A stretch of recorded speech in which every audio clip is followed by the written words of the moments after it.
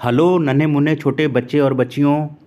आज ये जो वीडियो हम बनाने जा रहे हैं यह संबंधित है एनसीईआरटी क्लास 9th साइंस के चैप्टर 3 एटम एंड मॉलिक्यूल्स के ढेर सारे मल्टीपल चॉइस क्वेश्चन को इसमें हम लोग सॉल्व करेंगे और उसका एक्सप्लेनेशन देंगे।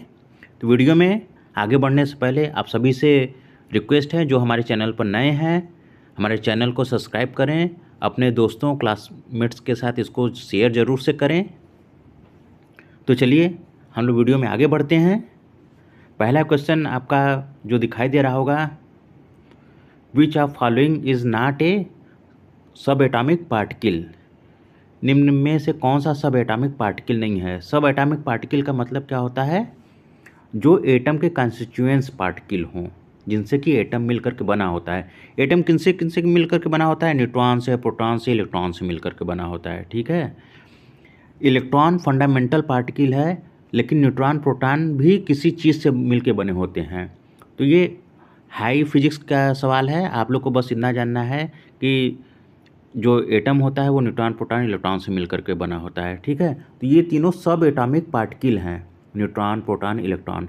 लेकिन आयन सब एटॉमिक पार्टिकल नहीं है। आयन कैसे बनता है, कोई एटम है उस पर अगर एक इलेक्ट्रॉन आ जाता है, ऐड हो जाता है, या एक इलेक्ट्रॉन उससे बाहर निकल जाता है उस एटम से, तो वो आयन बन जाता है। एक इलेक्ट्रॉन अगर ऐड हो जाएगा तो निगेटिव आयन बनेगा, और एक इलेक्ट्रॉन अगर बाहर चला जाएगा तो वो पॉजिटिव आयन बनता है। ठीक है, तो इस तरह आपका आयन क्रिएट होता है। तो आयन क्या है, सब एटॉमिक पार्टिकल नहीं होता है।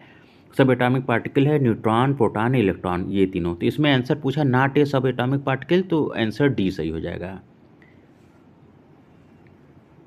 नेक्स्ट क्वेश्चन बच्चों आपके लिए जो स्क्रीन पर दिखाई दे रहा होगा, what is smallest particle of an element that retain its property.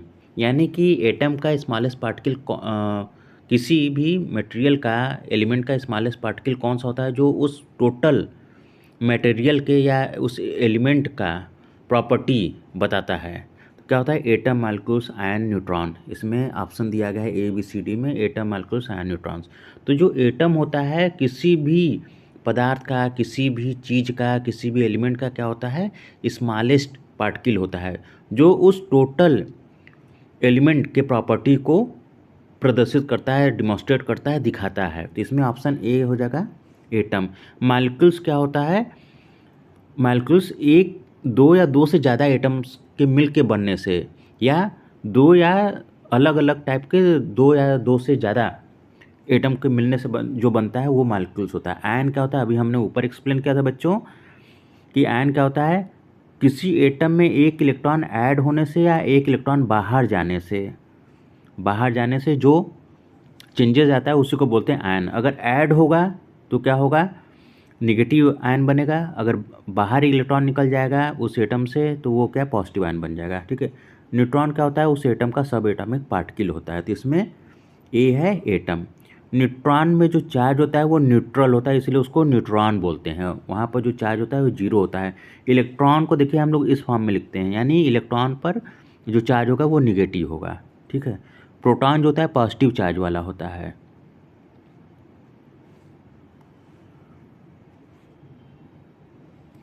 बच्चों देखिए, पढ़ाई बहुत ध्यान से करनी चाहिए। जब ध्यान से करेंगे तो आपको चीज़ें समझ में आएगा, जब समझ में आएगा तो आपको पढ़ने में भी मज़ा आएगा, और एक बार जब मज़ा आने लगता है तो चीज़ें अपने आप समझ में आने लगती हैं। ठीक है, इसलिए पढ़ना चाहिए बहुत अच्छे से। अब बच्चे बच्चियों आपके स्क्रीन पर जो दिखाई दे रहा होगा question, who propose the plum pudding model of an atom. Plum pudding model of atom को किसने प्रपोज किया था। प्लम पुडिंग मॉडल क्या होता है, पुडिंग मतलब खीर। जैसे खीर में होता है ना कि आप प्लम डाल देते हैं, मान लो खीर रखा हुआ है उसमें प्लम डाल देते हैं, या तो हिंदू घरों में, हम लोग के घरों में क्या होता है, उसमें काजू किशमिश डाल देते हैं। तो काजू किशमिश पूरे खीर में थोड़ी ना डाला जाता, थोड़ा सा पार्ट डाला जाता है, तो पूरे खीर में वो कहीं कहीं दिखाई देता है। तो इसी मॉडल को अपनाया गया था जे थॉम्सन के द्वारा या टॉमसन के द्वारा, प्लम पुडिंग मॉडल एटम को डिफाइन करने के लिए। ठीक है, तो ये किसने किया था, जे थॉम्सन ने किया था। दूसरा वाटरमेलन मॉडल भी इसी को बोला जाता है। वाटरमेलन में क्या होता है, आप देखेंगे जो वाटरमेलन होता है उसमें बीज उसके होते हैं काले काले काले काले, जो बीज होते हैं वो चारों तरफ बिखरे रहते हैं। इसी तरह माना गया कि एटम एक बड़ा सा वाटरमेलन टाइप का चीज़ होता होगा, उसके जो इलेक्ट्रॉन होते होंगे, प्रोटॉन उसके अंदर इम्बेडेड होते होंगे। ठीक है, तो इस थ्योरी को किसने प्रतिपादित किया था, प्रपोज किया था? जे थॉमसन ने। अर्नेस्ट रदरफोर्ड ने किया था, नील्स बोहर ने किया था, जेम्स चैडविक ने किया था। ठीक है, ये तीनों गलत हो जाएगा, जे थॉमसन ने किया था। आगे वीडियो में हम ये भी बताएंगे कि अर्नेस्ट रदरफोर्ड ने, नील्स बोहर ने और जेम्स चैडविक ने क्या क्या एक्सपेरिमेंट किया था और किन किन चीज़ों का आविष्कार या इन्वेंशन किया था। वीडियो आपको अच्छा लग रहा हो तो अपने दोस्तों, मित्रों और क्लासमेट्स और जो कोचिंग में पढ़ने वाले स्टूडेंट हैं उनके साथ ज़रूर से शेयर कीजिए और आप भी हमारे चैनल को सब्सक्राइब कीजिए। नेक्स्ट क्वेश्चन आपके सामने आ रहा होगा बच्चों। देखिए 9th के बच्चों को पढ़ाने में बहुत ही मज़ा आता है। The atomic number of an element is determined by the number of. Atomic number किसी एलिमेंट का कैसे डिटरमाइन करता है? प्रोटॉन्स, इलेक्ट्रॉन, न्यूट्रॉन, न्यूक्लियस, मतलब क्या चीज़ बताता है। न्यूक्लियन क्या होता है? जो न्यूक्लियस के अंदर होता है उसको बोलते हैं न्यूक्लियन। तो न्यूक्लियस के अंदर क्या क्या होता है आप जानते होंगे, प्रोटॉन होता है और न्यूट्रॉन होता है, तो इन दोनों को न्यूक्लियंस बोलते हैं। ठीक, ये दूसरी चीज़ है। एटॉमिक नंबर हमेशा नंबर ऑफ प्रोटॉन को बताता है। एटॉमिक नंबर हमेशा नंबर ऑफ प्रोटॉन को बताता है। ठीक है, तो इसमें ऑप्शन ए सही हो जाएगा, एटॉमिक नंबर हमेशा। और एटॉमिक मास क्या बताता है? Number of proton plus number of neutron के टोटल नंबर को बताता है। एटॉमिक मास, यहाँ एटॉमिक नंबर की बात कर रहे हैं, एक होता है एटॉमिक मास।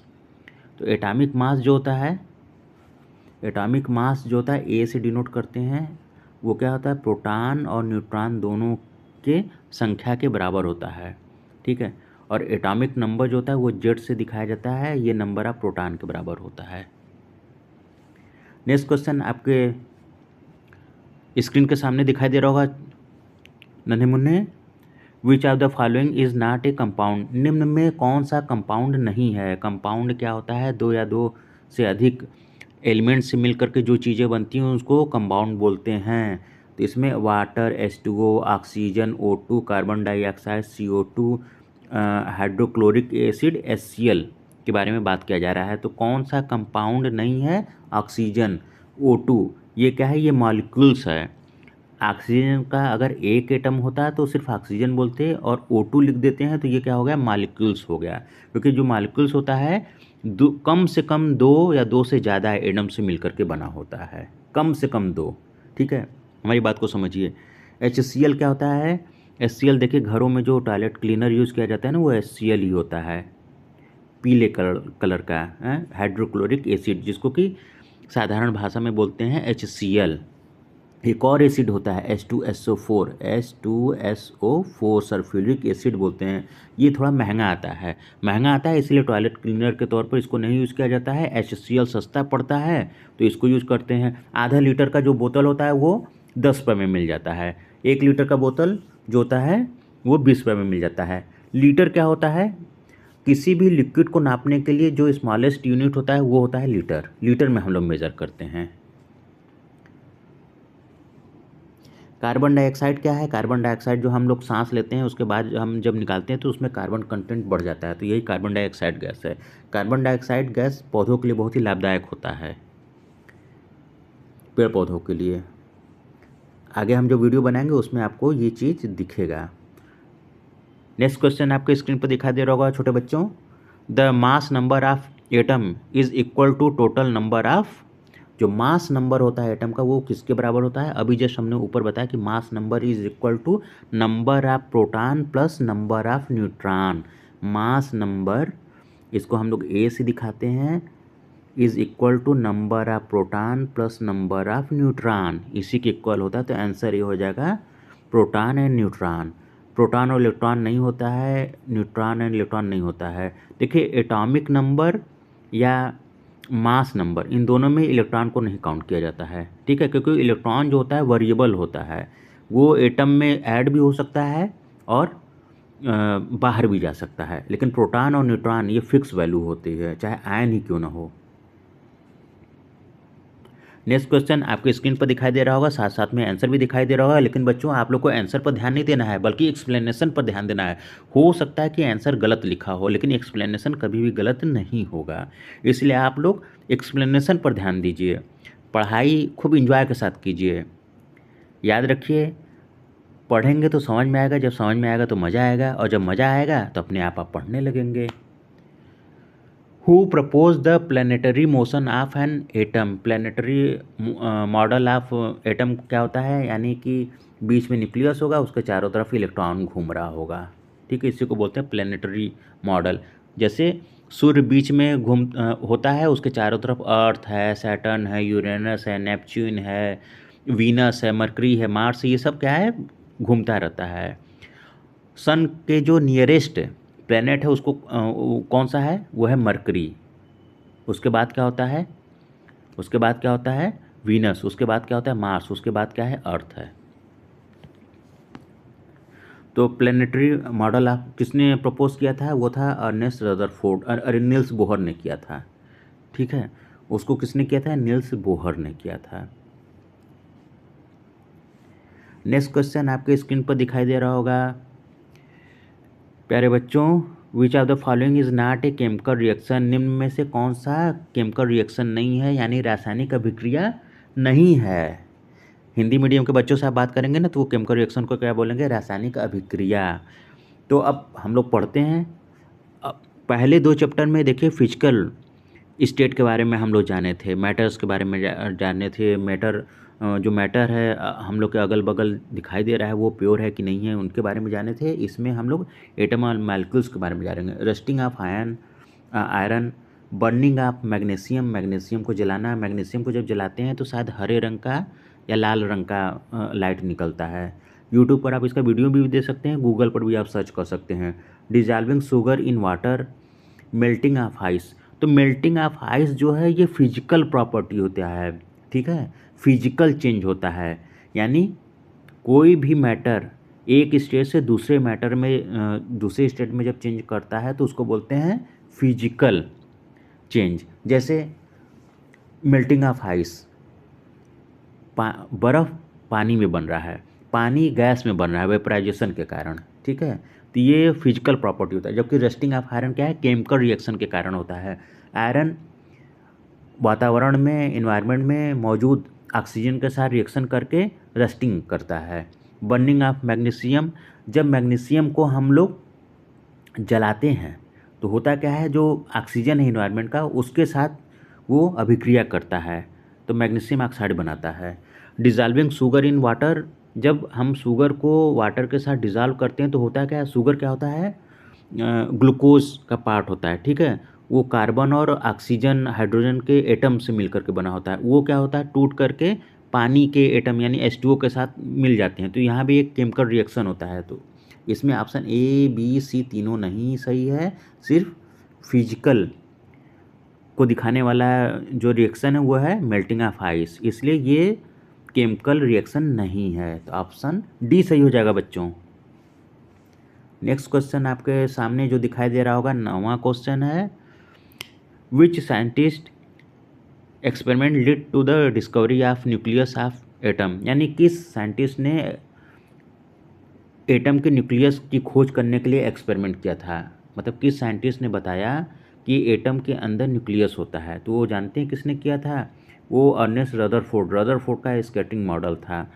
उसने क्या किया था कि पतली सोने की पन्नी या गोल्ड फॉइल ले लिया था, उस पर अल्फा पार्टिकल का रेडिएशन डाला, स्कैटरिंग किया, उससे उसको पता चला कि एटम के अंदर न्यूक्लियस होता है। और न्यूक्लियस में क्या होता है, न्यूट्रॉन और प्रोटॉन होते हैं, जो कि बहुत सी छोटे जगहों पर केंद्रित होते हैं।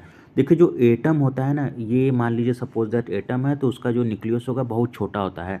एटम का जो डायमीटर होता है या जो साइज होता है वो क्या होता है, 10⁻⁻10 मीटर आर्डर का होता है। और जो न्यूक्लियस का साइज होता है 10⁻⁻15 आर्डर मीटर का होता है। तो इन दोनों में बहुत ज़्यादा अंतर है। इन दोनों में करीब 10 पर 1, 2, 3, 4, 5 इकाई, दहाई, सैकड़ा, हज़ार, 10,000, लाख, 10,000 गुना का अंतर होता है।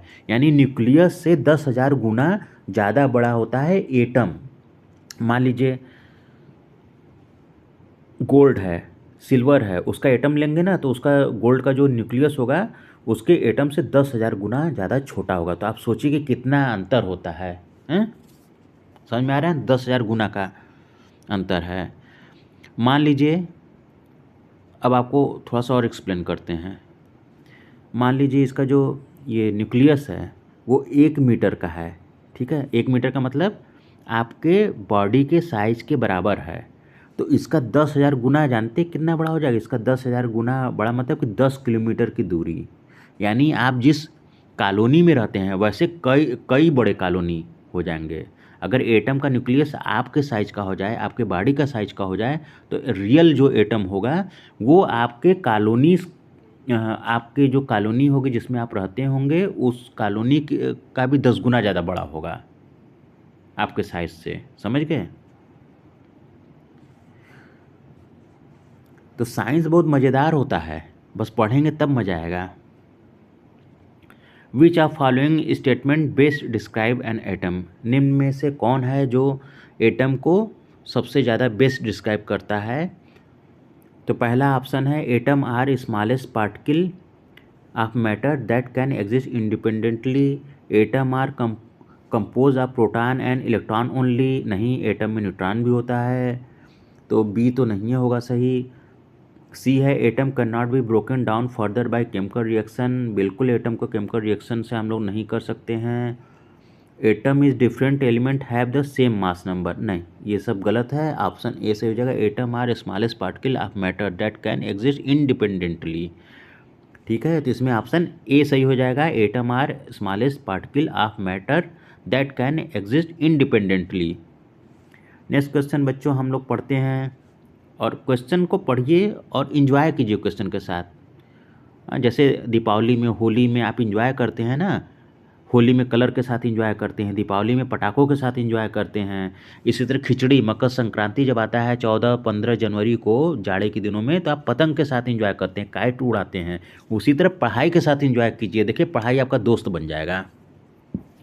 What is significance of atomic number of element? Atomic number का सिग्निफिकेंस क्या होता है? एटॉमिक नंबर हमको बताता है क्या है? Number of proton in a nucleus, यानी एटम के न्यूक्लियस के अंदर कितने प्रोटॉन हैं उनके बारे में बताता है। It represent the number of proton in a nucleus of atom. It indicate the number of electron in outer most shell of atom. It determine the mass of atom. It reflect the number of neutron in nucleus. जिसमें option A सही हो जाएगा।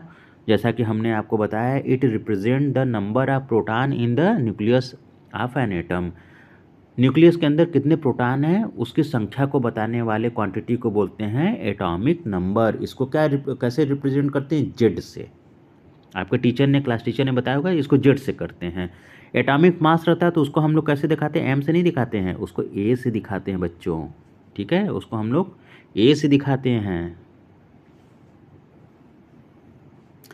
अच्छा, थोड़ा सा science आपको हम बता देते हैं। दिवाली में आप पटाखे फोड़ते हैं, अभी दिवाली बीती है, आप पटाखे फोड़ते होंगे, पटाखे जलाते होंगे, क्रैकर्स। तो उसमें देखिए कलरफुल होता है।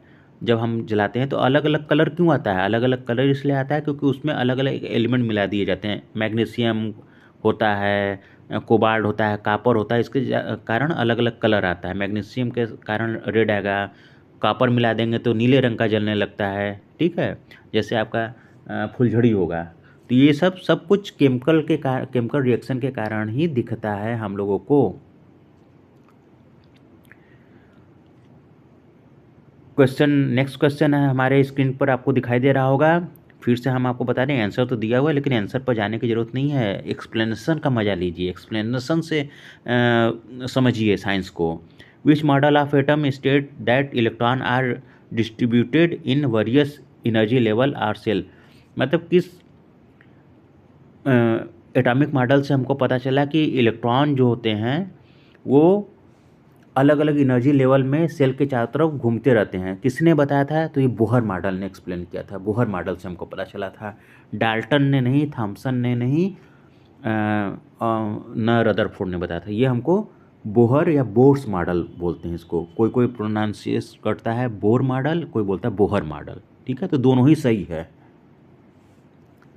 नेक्स्ट क्वेश्चन आपके स्क्रीन पर दिखाई दे रहा होगा, छोटे छोटे बच्चे बच्चियों, what is the term use to describe atom of the same element having different number of neutron.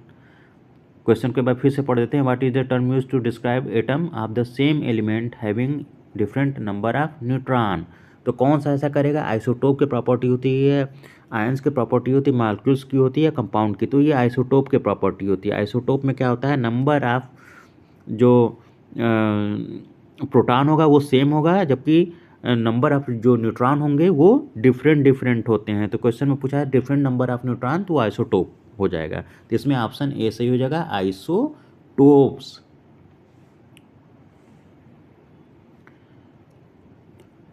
Next question, विच सब एटॉमिक पार्टिकल हैज़ नेग्लेजिबल मास। मतलब कि कौन सा सब एटॉमिक पार्टिकल है जिसका कि मास ही नहीं होता है, मास ही चौपटानंद होता है, मास ही नहीं होता है। मांस ही खाने पीने वाला मांस नहीं, बकरी मुर्गा भेड़ का मांस नहीं, ये मांस जो फिजिक्स का मांस है, जिसके कारण कोई चीज़ को हम लोग टच कर सकते हैं, फील कर सकते हैं, वो मांस है बच्चों। ठीक है, तो सब एटॉमिक पार्टिकल के बारे में हम पहले ही बता चुके हैं। सब एटॉमिक पार्टिकल कौन कौन से होते हैं, इलेक्ट्रॉन प्रोटॉन न्यूट्रॉन को हम सब एटॉमिक पार्टिकल बोलते हैं। ये किसी एटम का कंस्टिट्यूएंट्स पार्टिकल होता है, उसी को हम लोग बोलते हैं सब एटॉमिक पार्टिकल। तो किसका मास सबसे कम होगा, प्रोटॉन का होगा, इलेक्ट्रॉन का होगा, न्यूट्रॉन का होगा, न्यूक्लियस का होगा। न्यूक्लियस का तो कतई नहीं होगा, क्योंकि न्यूक्लियस जो होता है न्यूट्रॉन और प्रोटॉन के मिलने से ही बनता है। ठीक है, तो प्रोटॉन इलेक्ट्रॉन न्यूट्रॉन, तो इसको जानने के लिए हम लोग को जानना पड़ेगा कि प्रोटॉन का मास कितना होता है, इलेक्ट्रॉन का मास कितना होता है, न्यूट्रॉन का मास कितना होता है। तो सबसे पहले हम बताते हैं प्रोटॉन का मास। प्रोटॉन का मास जानते हैं कितना होता है, इसको हम लोग डिनोट करते हैं MP से। प्रोटॉन का मास हो जाता है 1.16725 इंटू 10⁻⁻27 kg, -10⁻27 kg। और अगर इसी को हम लोग ग्राम में लिखेंगे तो जो 27 है ये 3 गुना और बढ़ जाएगा, 30 kg हो जाएगा। ठीक है, मास ऑफ न्यूट्रॉन कितना हो जाएगा, आप ये देखिए, मास ऑफ न्यूट्रॉन हम आपको बता देते हैं। मास ऑफ न्यूट्रॉन कितना हो जाएगा, 1.6748 इंटू 10⁻⁻27 माइनस हो जाएगा यहाँ पर 27, ये भी kg में हो जाएगा। ठीक है, अब मास ऑफ इलेक्ट्रॉन देखते हैं कितना होता है, 1.9 9.109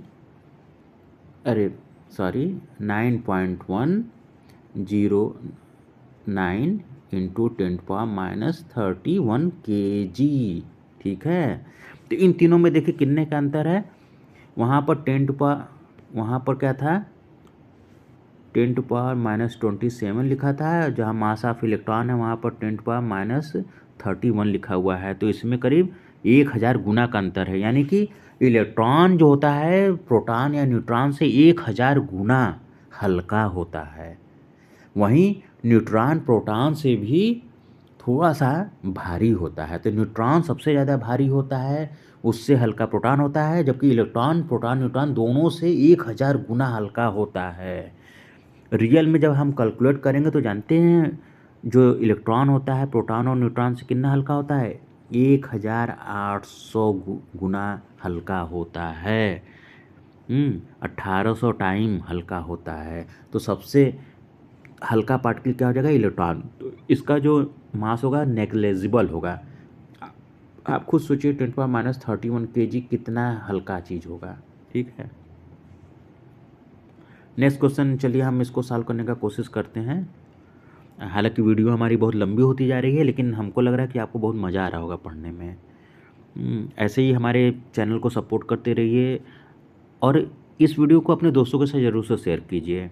the mass of an atom is mainly attribute to the combined masses of its component. मतलब मास जो एटम का होता है वो किसके कॉम्बिनेशन से होता है, किसके किसके कारण उसमें मास आता है, इलेक्ट्रॉन के कारण नहीं होता। अभी ऊपर वाले क्वेश्चन में हमने बताया ना, जो इलेक्ट्रॉन का मास होता है वो होता है 9.109 इंटू 10⁻⁻31 kg। वहीं पर प्रोटॉन का मास कितना होता है 1.6725 into 10⁻27 kg। Mass of neutron कितना होता है 1.6748 इंटू 10⁻27 kg। तो जो इलेक्ट्रॉन का मास होता है वो बहुत ही हल्का होता है, 1000 गुना 1800 गुना हमने बताया ना। तो प्रोटॉन और न्यूट्रॉन के कारण ही किसी भी एटम में मास होता है। तो इसमें ऑप्शन ए सही हो जाएगा, प्रोटॉन और न्यूट्रॉन के कारण। तो चलिए इस वीडियो में हम इतना ही, और जो क्वेश्चन बच जाता है हम आपको नेक्स्ट वीडियो में उसको एक्सप्लेन कर देंगे, उसका आंसर मल्टीपल चॉइस क्वेश्चन का। हमारे वीडियो को एकदम लास्ट तक ज़रूर से देखा कीजिए, लास्ट तक देखेंगे तो आपको बहुत मज़ा आएगा एक्सप्लेनेशन में ही। और जब हम पढ़ाएंगे तो आपको बिल्कुल ऐसे लगेगा जैसे आंखों के सामने कोई पिक्चर चल रहा हो, तो आपको मज़ा आएगा। वीडियो को पूरा लास्ट तक देखने के लिए आप सभी को बहुत बहुत धन्यवाद छोटे बच्चों, थैंक यू, जय हिंद। वीडियो को अब हम लोग विराम देते हैं, जय हिंद। इस वीडियो में हम लोग NCERT class 9 science chapter 3 atom and molecules से जुड़े हुए ढेर सारे मल्टीपल चॉइस क्वेश्चन को एक्सप्लेनेशन के साथ, व्याख्या करने के साथ साथ हम लोग सॉल्व करेंगे। वीडियो में आगे बढ़ने से पहले आप सभी से रिक्वेस्ट है, जो हमारे चैनल पर नए हैं, हमारे चैनल फिजिक्स कोच को सब्सक्राइब कर लें और इस वीडियो को लाइक ज़रूर करें। तो चलिए वीडियो में अब हम लोग आगे बढ़ते हैं। आप सभी का स्वागत करने के साथ साथ पहला क्वेश्चन हम लोग, ये जो क्वेश्चन है एटम एंड मॉलिक्यूल्स का, ये ऑलरेडी हम पार्ट फर्स्ट में डिस्कस कर चुके हैं। तो हमको अब यहाँ से जो वहाँ पर डिस्कशन करने रुक गया था, नहीं कर पाए थे, उसको हम लोग को करना है। तो 15 वाला जो क्वेश्चन था हम लोग वहाँ पर पहुँचे हुए थे। 15 क्वेश्चन आपके स्क्रीन पर दिखाई दे रहा होगा। विच सब atomic particle has negligible mass, यानी इन तीनों में कौन सा सब एटॉमिक पार्टिकल है जो कि नेग्लिजिबल मास होता है, जिसका कि मास ही बहुत कम होता है। इसके लिए हम लोग को जानना पड़ेगा कि प्रोटॉन का मास कितना होगा, इलेक्ट्रॉन का मास कितना होगा, न्यूट्रॉन का मास कितना होगा। न्यूक्लियस में क्या होता है, न्यूक्लियस में प्रोटॉन और न्यूट्रॉन दोनों होते हैं छोटे बच्चों, ये जान लीजिए, ठीक है। न्यूक्लियस में प्रोटॉन और न्यूट्रॉन दोनों होते हैं। तो ये तो जब भी होगा इसका मास ज़्यादा होगा, क्योंकि एक जो प्रोटॉन का मास होता है वो कितना होता है, 1.6725 इंटू 10⁻⁻27, यानी हम लिख देते हैं यहाँ पर, स्क्रीन पर आपको दिखाई देगा 1.6725 इंटू 10⁻⁻27, ये प्रोटॉन का मास होता है। न्यूट्रॉन का मास जानते कितना होता है, 1.672448 इंटू 10⁻⁻27 kg, ये भी kg में आएगा। इलेक्ट्रॉन का मास जानते कितना होता है, 9.10109 इंटू 10⁻31 kg, ठीक है। तो आप ये देखिए, इन सब का जो आर्डर है उस पर आप विचार कीजिए। प्रोटॉन और न्यूट्रॉन का जो मास है वो 10⁻27 kg का है, जबकि इलेक्ट्रॉन का क्या है, 31 आर्डर का है, इससे 1000 गुना ये हल्का होता है। वहीं पर प्रोटॉन और न्यूट्रॉन आपस में बराबर वेट के होते हैं, 1.6725, न्यूट्रॉन वहीं पर होता है 1.6748, यानी प्रोटॉन से थोड़ा सा ही ज़्यादा वो भारी होता है, जबकि इलेक्ट्रॉन जो होता है, प्रोटॉन इलेक्ट्रॉन से 1000 गुना ज़्यादा होता है। थ्योरेटिकली अगर इसको हम कैलकुलेशन करेंगे तो हम पाएंगे कि प्रोटॉन से या न्यूट्रॉन से इलेक्ट्रॉन जो होता है इतना गुना हल्का होता है, यानी इसका जो मास होगा वो सबसे ज़्यादा नेग्लिजिबल होगा, ठीक। तो इसमें ऑप्शन क्या सही हो जाएगा, बी, इलेक्ट्रॉन। देखिए बच्चों, आंसर पर मत जाइए, आप एक्सप्लेनेशन पर जाइए। हो सकता है कि आंसर गलत हो, लेकिन एक्सप्लेनेशन कभी भी गलत नहीं होगा। तो एक्सप्लेनेशन पर आप जाइए, और एक बार एक्सप्लेनेशन आप समझ जाएंगे तो आपको पढ़ने में मज़ा आने लगेगा, और जब मज़ा आएगा तो आपको समझ आएगा, और जब समझ आने लगेगा तो अपने आप पढ़ाई में मज़ा, इंटरेस्ट जग जाएगा।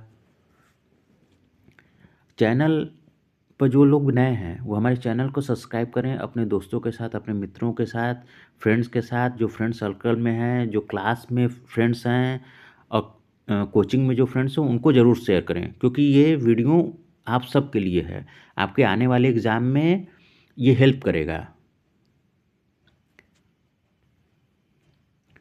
इससे आपका तो नॉलेज बढ़ेगा ही बढ़ेगा, और आपको फ़ायदा भी मिलेगा। नेक्स्ट क्वेश्चन आपके स्क्रीन पर दिखाई दे रहा होगा, the atom of an atom, mass of an atom is mainly attributed to the combined masses of its component, यानी जो मास ऑफ एटम होता है उसमें किसका किसका कंट्रीब्यूशन सबसे ज़्यादा होता है। तो एटम का जो मास होता है ना, उसके प्रोटॉन और न्यूट्रॉन के मास के कारण आता है, इलेक्ट्रॉन के कारण नहीं आता है। इलेक्ट्रॉन जो होता है प्रोटॉन और न्यूट्रॉन से बहुत ही हल्का होता है, 1000 गुना हल्का होता है। अभी हमने लिखा ना 1800, अब मेरा पहला वाला क्वेश्चन का आंसर देखिए 1800 लिखा था ना, तो यानी 18 टाइम, करीब ऑलमोस्ट 2000 गुना हल्का होता है। ठीक है, तो एटम में जो मास आता है वो प्रोटॉन और न्यूट्रॉन के कारण ही आता है, तो इसमें ऑप्शन ए सही हो जाएगा छोटे छोटे बच्चों। नेक्स्ट क्वेश्चन आपके स्क्रीन पर दिखाई दे रहा होगा, इसको हम लोग फटाफट पढ़ लेते हैं। देखिए, हम इसका पार्ट फर्स्ट बना हुआ है हमारे चैनल पर जाकर के, इसका पार्ट फर्स्ट देख लीजिएगा, उसको देखने में आपको बहुत ही मज़ा आएगा, बहुत ही मज़ा आएगा। हमने जो सॉल्व किया है वो बिल्कुल फ़न के साथ सॉल्व किया है, हंसी मजाक में खिलाते खिलाते हमने पढ़ाया है, तो आपको बहुत ही मज़ा आएगा। अब 17वां क्वेश्चन देखते हैं, what is the charge of an alpha particle. Alpha particle पर कौन सा चार्ज होता है, पॉजिटिव होता है, निगेटिव होता है, न्यूट्रल होता है, वेरिएबल होता है। तो अल्फा पार्टिकल पर जो चार्ज होता है ना वो हमेशा पॉजिटिव होता है, तो इसमें ऑप्शन ए सही हो जाएगा, पॉजिटिव। नेक्स्ट क्वेश्चन आ रहा है आपके स्क्रीन पर, विच of following represent N molecular formula.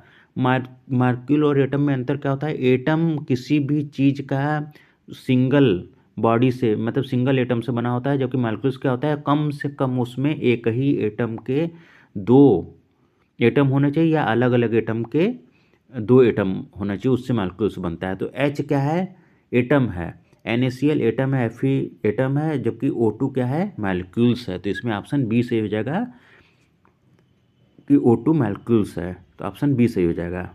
Next question आपके स्क्रीन पर दिखाई दे रहा होगा,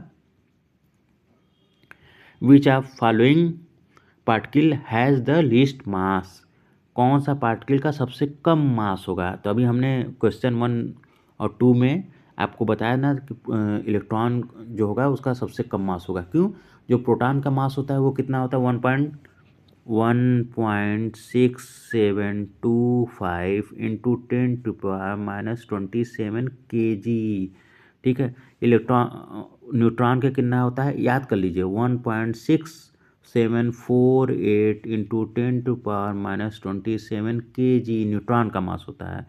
वहीं पर आपका इलेक्ट्रॉन का जो मास होता है 9.109 इंटू 10⁻⁻31 kg। तो ये 1000-2000 गुना कम होता है, इसलिए जो सबसे कम मास होगा वो किसका होगा, इलेक्ट्रॉन का होगा। ठीक है, पॉजिट्रॉन क्या होता है, इलेक्ट्रॉन का ही पॉजिटिव भाई होता है। जैसे इलेक्ट्रॉन पर निगेटिव चार्ज होता है ना, तो जो पॉजिट्रॉन होगा उसको भी हम लोग इसे दिखाते हैं, उस पर एक पॉजिटिव चार्ज होता है। ठीक है, इसका एंटी पार्टिकल होता है। इन दोनों को जब आपस में मिला देंगे ना तो ये ब्लास्ट कर जाएगा, धड़ाम कर जाएगा, जैसे दिवाली में पटाखा बजाते हैं ना वैसे ही बज जाएगा। बहुत छोटा होता है ये सब साइज में। नेक्स्ट क्वेश्चन आपके स्क्रीन पर दिखाई दे रहा होगा, एवोगाड्रो नंबर से संबंधित है, फ्रेंच साइंटिस्ट साहब थे एवोगाड्रो।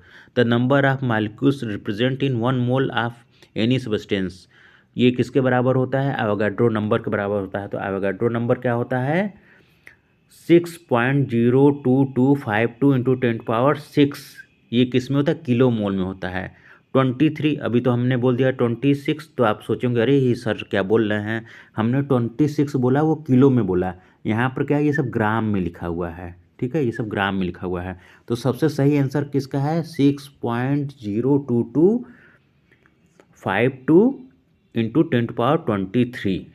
ठीक है, मोल यूनिवर्स इसको बोलेंगे, ग्राम मोल यूनिवर्स इसका यूनिट होता है। तो ऑप्शन ए सही हो जाएगा। इसको क्या बोलते हैं, आवागाद्रो या एवेगाड्रो या आओगाद्रो, अलग अलग लोग अलग अलग नाम से बुलाते हैं, क्योंकि ये फ्रेंच साइंटिस्ट था। तो अब हम लोग तो इंडियन है भाई, हम लोग जैसे नहीं तैसे बुला लेते हैं। कोई बोलता है आवागाड्रो, कोई बोलता है एवेगाड्रो, कोई बड़ा घसीट के बोलेगा, कोई बोलेगा आओगाद्रो, तो डिपेंड करता है।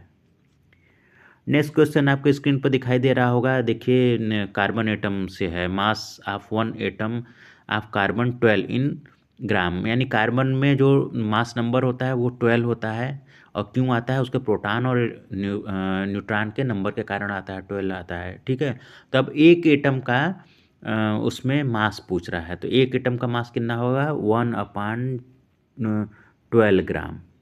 ठीक है, तो इसमें ऑप्शन सी सही हो जाएगा। आपके क्लास टीचर भी ऐसा बताए होंगे, आप ध्यान दीजिए। ठीक है, बताया है ना।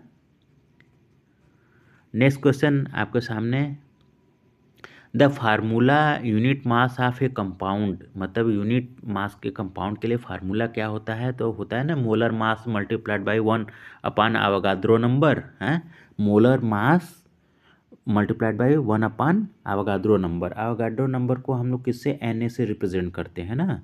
तो इसमें ऑप्शन डी देखिए, सर्च कीजिए, molar mass multiplied by 1 upon Avogadro number, ये सही हो जाएगा। जबकि इसमें ए जो है molecular mass multiply Avogadro number, molecular mass multiply by molar mass, और सी है molecular mass multiplied by Avogadro number, ये गलत होगा। Molar mass multiplied by 1 upon Avogadro number, ये ऑप्शन डी जो है यही सही होगा। नेक्स्ट क्वेश्चन आपके स्क्रीन पर दिखाई दे रहा होगा, थोड़ा सा कैलकुलेशन वाला है, ध्यान रखिएगा। The empirical formula of A compound is CH2, यानी किसी का एम्पिरिकल फार्मूला दिया होगा CH2। एम्पिरिकल फार्मूला से घबराने की जरूरत नहीं, वो फार्मूला को ही एम्पिरिकल फार्मूला बोला जाता है। एम्पिरिकल मतलब जो हमेशा से था। एंड इट्स थोड़ा इंग्लिश का जार्गन टर्म है, तो इंग्लिश से घबराने की ज़रूरत नहीं है। और अगर हिंदी मीडियम वाले बच्चे देख रहे हो, उनको भी बिल्कुल नहीं घबराने की ज़रूरत है, यहाँ हम आपको सब समझा देंगे। CH2 and it's molecular mass is 56, the molecular formula will be. तो कार्बन का कितना होता है, 12 होता है, H2 का होता है 2, यहाँ पर दिया गया है 1 होता है, लेकिन H2 है 2 एटम लगा हुआ है ना, तो उसका टोटल 2 हो जाएगा। टोटल कितना हो जाएगा, 14 हो जाएगा। और 56 क्या है, 14 का 4 गुना है, 14 को मल्टीप्लाई कीजिए 4 से तो कितना आएगा, 56 आएगा। यानी कि CH2 को हम कर दें 4 टाइम, तो यही वैल्यू होगा। तो कितना हो जाएगा, CH2 को C4H8 हो जाएगा। ये देखिए किस में ऑप्शन में दिया गया है, ऑप्शन बी, तो ऑप्शन बी सही हो जाएगा। मज़ा आ रहा होगा ना आप सभी लोग को पढ़ने में।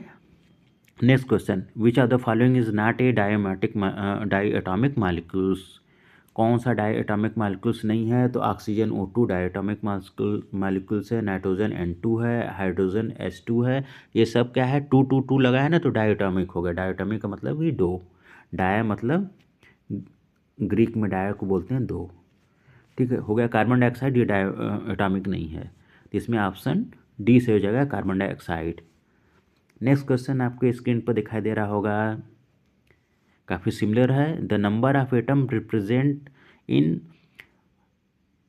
11.5 gram of sodium is approximately, कितना हो जाएगा, तो पहले आप क्या कीजिए, 11.5 को मल्टीप्लाई कर दीजिए एवोगाड्रो नंबर से, यानी 6.02252 इंटू 10⁻⁻23 डिवाइडेड बाई जो सोडियम का एटॉमिक मास होता है 37 होता है, इसे डिवाइड कर देंगे ना, तो जो आंसर आएगा वो आपका कितना आ जाएगा, 1.806 इंटू 10⁻24 आएगा।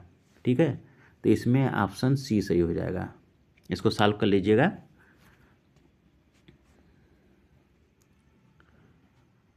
छोटे बच्चों, नया question, which of the following contain the maximum number of molecules. निम्न में से कौन मैक्सिमम नंबर ऑफ मॉलिक्यूल्स कर रहा है, तो 1, ये देखिए ग्राम लिखा है, सॉरी ये ग्राम होना चाहिए था, हमें से लगता है प्रिंटिंग मिस्टेक हो गया है। ठीक है, तो 1 gram of CO2, 1 gram of N2, 1 gram of H2, 1 gram of CH4, तो इसमें क्या हो जाएगा, मैक्सिमम नंबर ऑफ मॉलिक्यूल्स कौन सा कंटेन करेगा, 1 ग्राम ऑफ हाइड्रोजन, क्योंकि हाइड्रोजन सबसे हल्का होता है, तो सेम उसमें इसके मॉलिक्यूल्स ज़्यादा होंगे, इसी कारण से जो हाइड्रोजन मॉलिक्यूल्स हो सबसे ज़्यादा कंटेन होगा। नेक्स्ट क्वेश्चन थोड़ा सा ट्रिकी है, मतलब हाई लेवल का है। ट्रिकी क्या है, हाई लेवल का है। हाई लेवल मतलब आप उसको अगर ध्यान से पढ़ेंगे तो ये भी आपको समझ में आ जाएगा। हाई लेवल लो लेवल कुछ होता नहीं है, खाली बकैती है। A sample of NH3 molecules, NH3 मतलब NH नीचे होना चाहिए था, हमसे थोड़ा सा प्रिंटिंग मिस्टेक हुआ है। Respective of source contain 82.35% nitrogen and 17.65% of hydrogen by mass.